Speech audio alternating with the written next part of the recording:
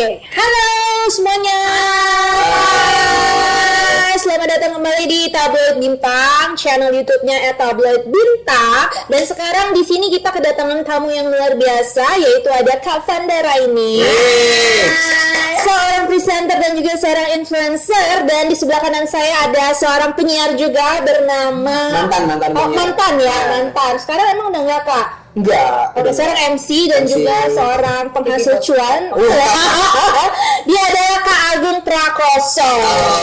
Hai. Dan today kita mau ngomongin tentang gimana sih cara menggait followers supaya pengikut lo banyak dan supaya lo bisa menjadi seorang yang punya pengaruh dan pada akhirnya by the end of the day lo bisa sharing something dan itu punya benefit buat lo juga.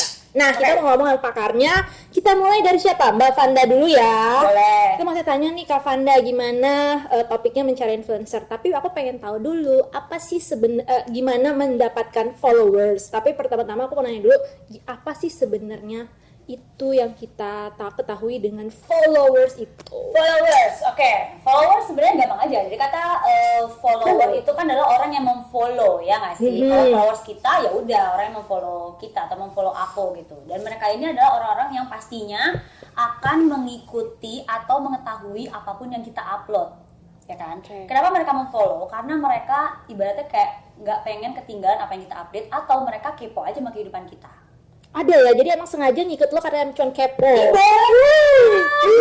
yang suka yang benci sama kita juga harus nge-follow.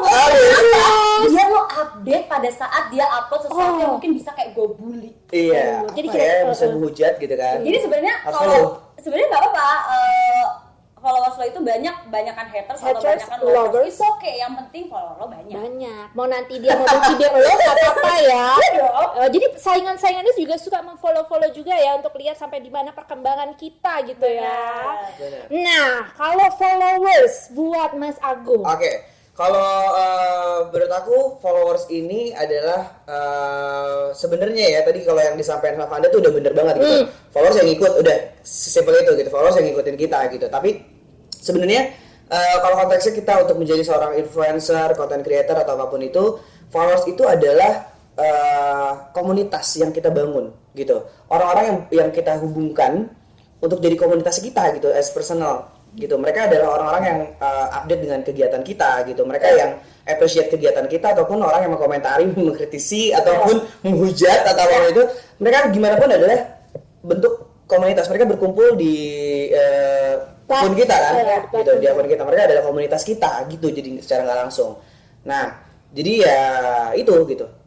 Followers adalah komunitas yang kita bangun tadi ya, penting di underline itu penting banget. Jadi followers nggak asal datang begitu aja sebenarnya, ada effort di situ kan. Yang tadi si Mas Agung bilang dibangun. Jangan lo berharap cuman lo ongkang-ongkang kaki, lo berharap orang pada ngikutin lo cuman ngomong a i u e o, orang mau ngikutin. Jangan kayak gitu ya. Iya, kayak gitu ya.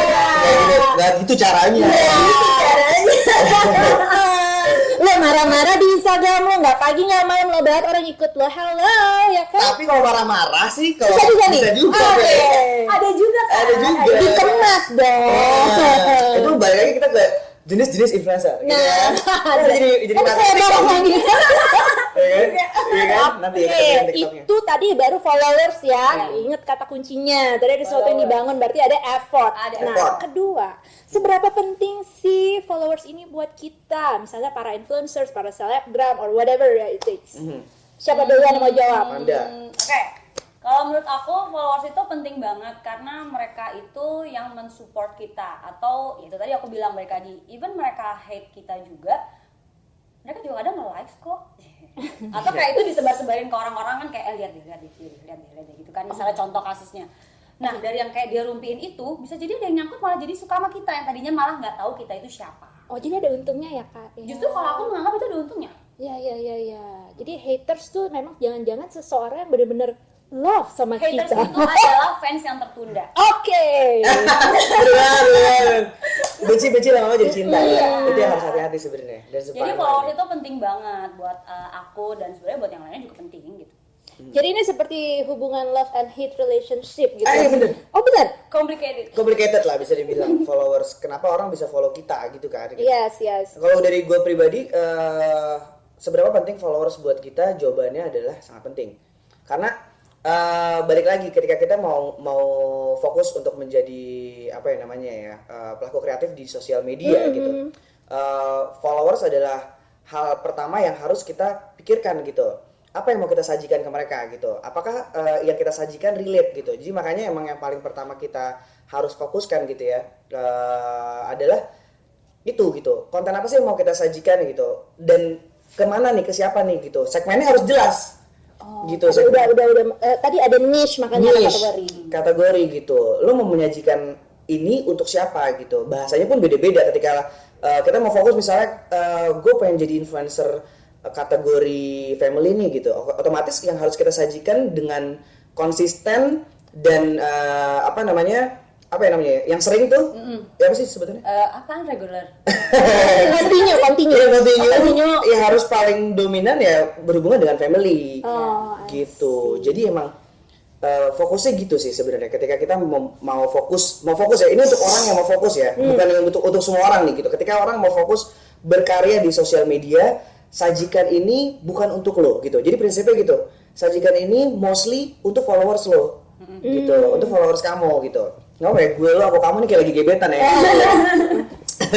Gitu. Nah tapi kalau mau posting buat personal gitu segala macem kayak lo sama keluarga atau mau lagi sama teman-teman gitu, ya itu nggak apa-apa. Tapi maksimalin kayak 70% konten lo adalah untuk followers di-sharingkan ke khalayak banyak. Bener. Itu udah pergi ke salah satu cara dong ya, berarti menggait followers. Benar.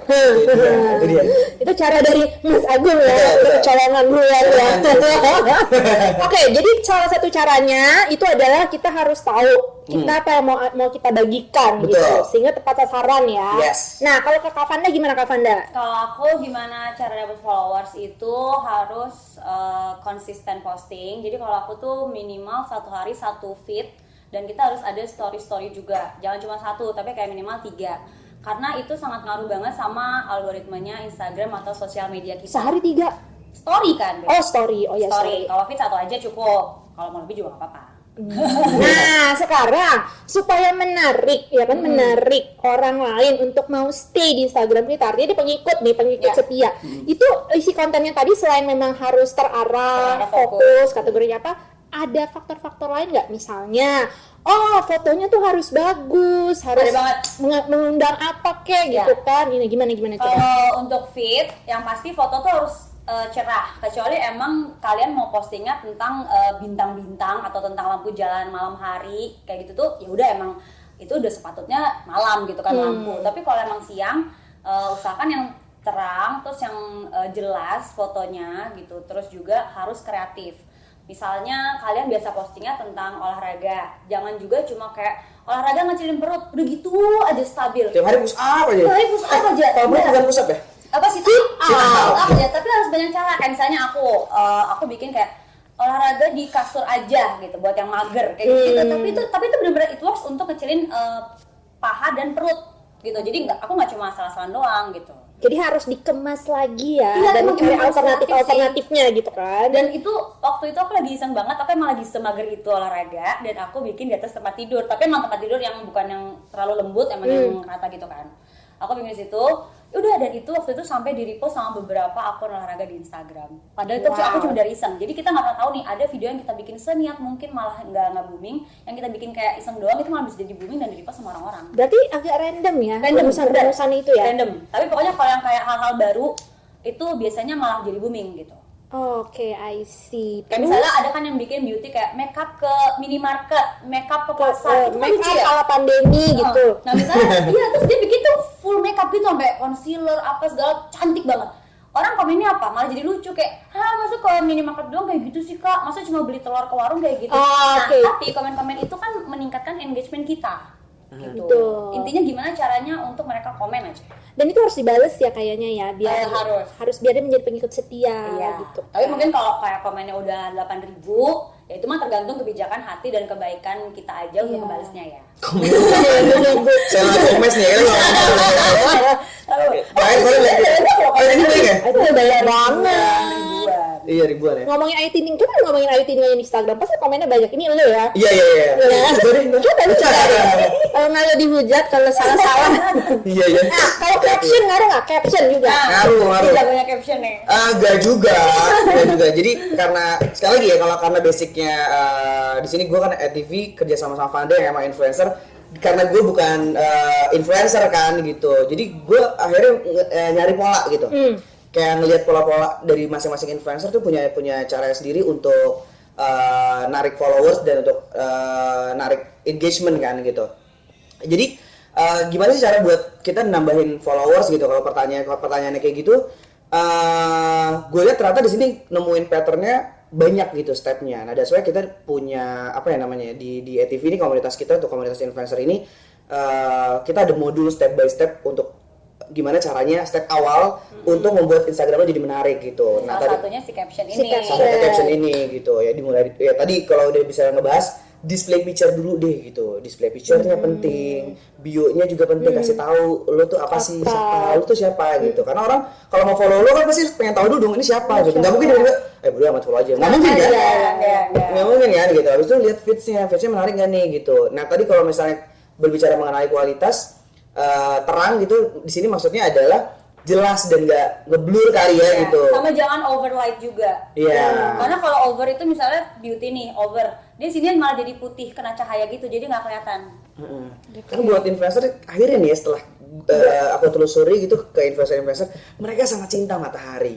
Gitu ketika lagi ada matahari terik nih, yang lain ngadem kan, influencer enggak, influencer luar dia nyari. Karena cahaya yang paling bagus itu memang cahaya yang asli. Betul. Ya itu lebih alami dibandingin ring light oke gitu bagus, tapi matahari lebih kita lebih kelihatan lebih lagi. keren loh. Warna baju biru ya biru gitu, warna kulitnya apa gitu. Ya, lebih indah. Betul. Abis itu ya itu tadi Si caption. Si caption gitu dari materi apa yang dia post mau sestandar apapun itu juga misalnya kayak sesimpel lagi post OOTD gitu kayak bahasa Inggrisnya gimana? OOTD, yes gitu. Tapi kalau captionnya menarik dan mengundang, nah itu kan akan berpengaruh sama engagement kan gitu. Jadi ngaruh juga ya caption ke penggalian Contohnya nih. Contoh. Caption misalnya lagi foto sendiri, and then aku cuma ngomong kayak hai selamat siang, itu engagementnya atau komennya atau likes-nya akan lebih dikit dibandingin kayak aku ngomong apa ya? Pendapat misalnya. Oke. Bantu komen dong. Coba komen deh, rambut aku bagusan panjang atau pendek? Itu diajak interaksi nih ya di sini. Diajak interaksi atau kayak misalnya bikin pantun, bikin pantun dong tentang tanggal 25 gitu. Kayak gitu lah. Jadi mengajak mereka berinteraksi. Jadi kayak nggak one way communication ya di situ. Contohnya kemarin nih si Karina. Jadi ada di komunitas kita atau salah satu mentor kita tuh Karina Basrewan. Dia Putri Indonesia 2018. Biasanya kalau seorang putri Indonesia itu kan captionnya kayak bahasa Inggris atau yang normal-normal aja gitu. Nah ini gimana? And then kita coba nih bikin pantun. Iya. Aku lupa komen captionnya apa. Misalnya gini, hari Minggu pergi ke pasar, hei kamu apalah gitu. Nah itu langsung komennya banyak banget. Komennya banyak banget. Karena itu dia keluar dari jalur dia yang biasa Dia dia biasanya. Ini elegan. Jaim, jadi nggak jaim. Inggris banget gitu misalnya kayak literally I mean like gitu.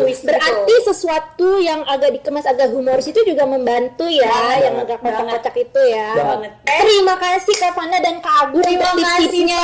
Tadi menarik-narik followers ya. Semoga diingat dengan baik. Tadi cara-caranya simple kan? Simple banget. Coba kita ulang satu kali lagi untuk kesimpulan satu adalah bikin foto yang bener, yang terang, terus caption juga harus menarik. Caption menarik. Yang bisa membuat orang untuk komen atau berinteraksi. Betul. Yes, ketiga adalah yang gak kalah pentingnya adalah kita harus fokus tahu yang mau kita sharingkan ke khalayak itu apa, tentunya yang harus berguna ya, yang kalau bisa. Betul. Tuh, jadi kamu dicari, ya kan? Betul. Itulah kenapa gue harus follow lo. Betul. Yes, oke. Sampai ketemu lagi di sesi-sesi berikutnya masih bersama saya Valeska Suisa. Dan jangan lupa subscribe dan like channel YouTube Tabloid Bintang. See you. Thank you semuanya.